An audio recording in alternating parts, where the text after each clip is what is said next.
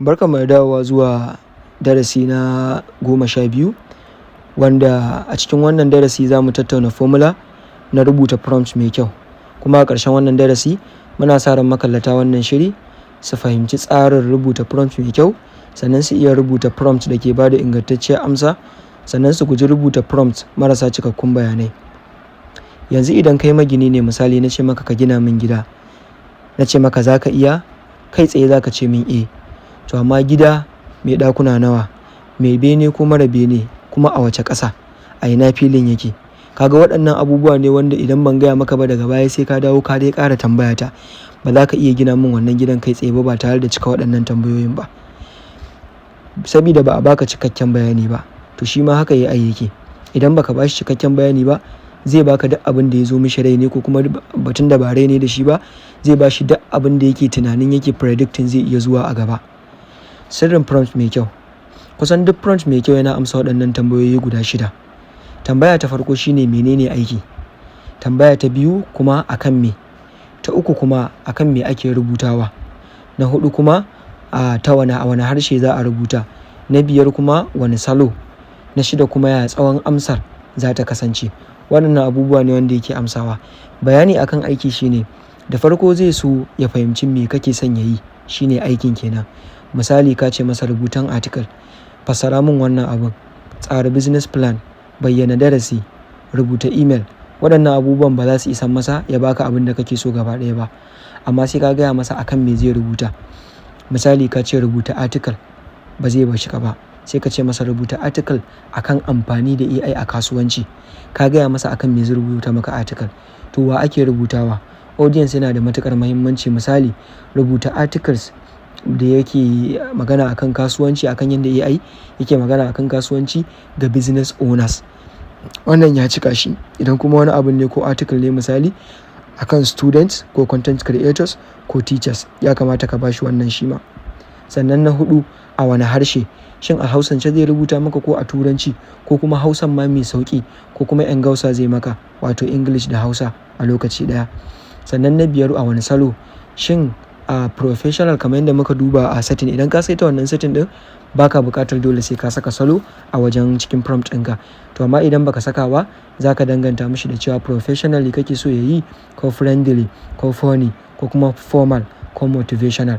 Shi ma wannan yana da amfani a cikin prompt. Sannan na ƙarshe shine tsawon amsa. Shin article ɗin da za a yi presenting a minti 2, ko kuma kalmomi 300, ko shafi guda, ko kuma paragraph 3? Waɗannan abubuwa suna da matuƙar amfani a tsarin prompting. Formula mai sauƙi da za ka bi domin tsara prompt ɗinka shine kowane prompt ya zama ya ɗauki waɗannan abubuwan. Ya samu aiki plus batun da za a yi magana a kai, sannan audience, sannan harshe, sannan salo, sannan tsawon amsa. Ba dole ba ne ka yi amfani da dukkan waɗannan a kowane prompt, amma idan ka ƙara cikakken bayani, sau da yawa amsar za ta fi inganci. So, the more kana haɗa waɗannan abubuwan guda 6, the more amsarka tana ƙara kyau. Misali na farko, ka zo ka rubuta speech. To, a maimakon wannan abun, inda a ce za ka rubuta speech na minti 5 a cikin Hausa mai sauƙi.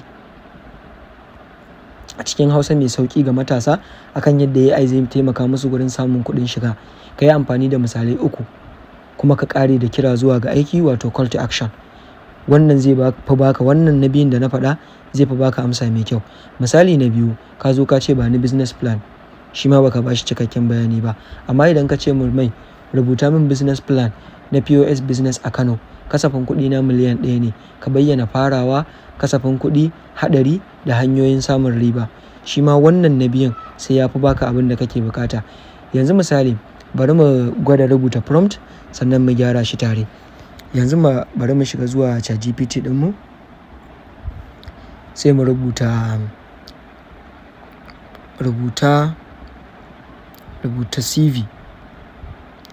Wasu abubuwan za su babbanta saboda ni na saba amfani da AI, saboda haka ya san wasu abubuwan da yawa a kaina. Amma idan kai ne da bai san komai a kanka ba, za ka ga ya rikice maka. To amma duk da haka bari mu gwada. Gashi nan. A hakan ma dai kuna gani bai bani cikakken abin da nake bukata ba.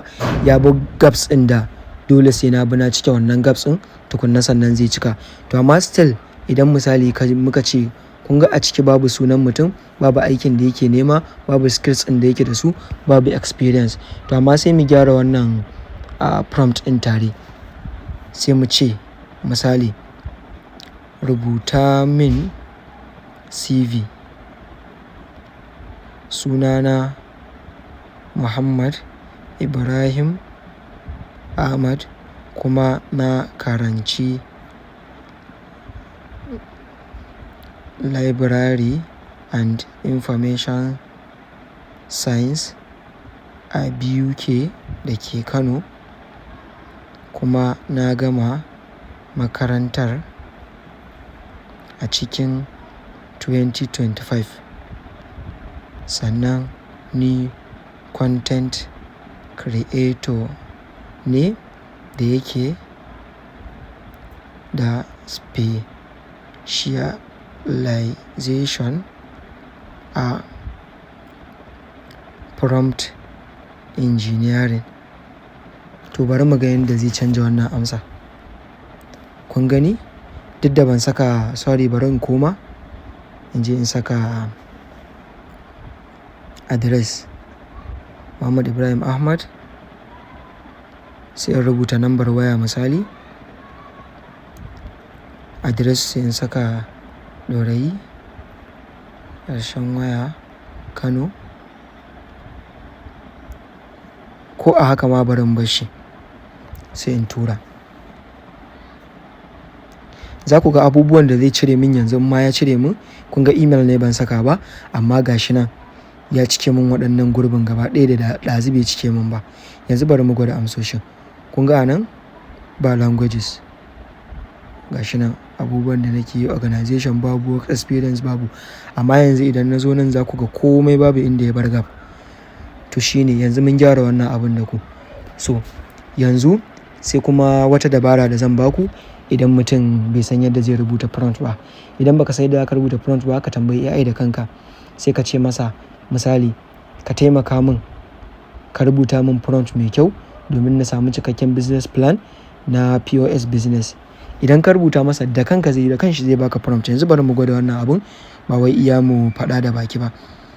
Ka taimaka min ka rubuta min prompt mafi kyau domin na samu cikakken business plan na POS business. Yanzu bari ku ga ikon Allah, ko bari ku ga izzar AI. Ka gani? Da Hausa ma ya bani. Kun ga yanzu da ka zo kawai kwafa za ka yi. To yanzu bari mu gwada wani abu ku gani, abin da zai baku mamaki. Yanzu ba ya gama rubuta min ba? To bari in kwafa. Ba ga na kwafa ba? Gashi na yi pasting ɗinsa. To bari in danna ku ga abin mamaki. Gashi nan ya fara tsara min shi daga part 1, part 2, part 3 har zuwa part 4. Gaba ɗaya tsarukan da zan bi so. Yanzu da na tashi kawai ina danna masa to mu je, zai ci gaba da bani bayanai. To haka ake haɗa prompt idan mutum ba shi da idea. Common mistakes ɗin kuma da mutane suke yi shine mutane suna rubuta prompt cikin kalma ɗaya kawai, kuma suna samun matsalar rashin bayyana abin da suke so, sannan ba sa bayyana audience, sannan ba sa bayyana harshe kamar yadda na faɗa a darasinmu na baya, sannan ba sa bayyana tsawon amsa. Wannan yana rage ƙwari ko kuma ingancin prompt. Sannan abin da ya kamata mai duba da shi shine ka yi tunani kana ba sabon ma'aikaci aiki. Duk abin da zai buƙata dole sai ka gaya masa kafin ya fara wannan aikin. Yau ka ɗauki ma'aikaci a ofishinka, ai ba za ka zo kawai ka ce masa haɗa mana content na yau ba. Ya san irin content ɗin da kuke yi? Bai sani ba. So sai ka masa bayani cewa muna content kaza. A kullum muna samar da wannan content ɗin. A content ɗin nan muna aikata kaza da kaza da kaza. Muna nuna wa customers ɗinmu kaza da kaza da kaza. Dan haka gobe za ka fara aiki, ko kuma yanzu yi mun irin wannan content ɗin. Kai tsaye zai baka, amma idan baka bashi waɗannan bayanan ba, ba shi da yanda zai maka. So assignment ɗin da za mu bayar a yanzu shine ku rubuta prompt guda 3. Na ɗaya ku rubuta masa ya tsara muku email. Na 2 ya ƙirƙira muku YouTube script. Na 3 ya yi muku business plan. Sannan ku gyara shi ta formular da muka yi amfani da ita yanzu.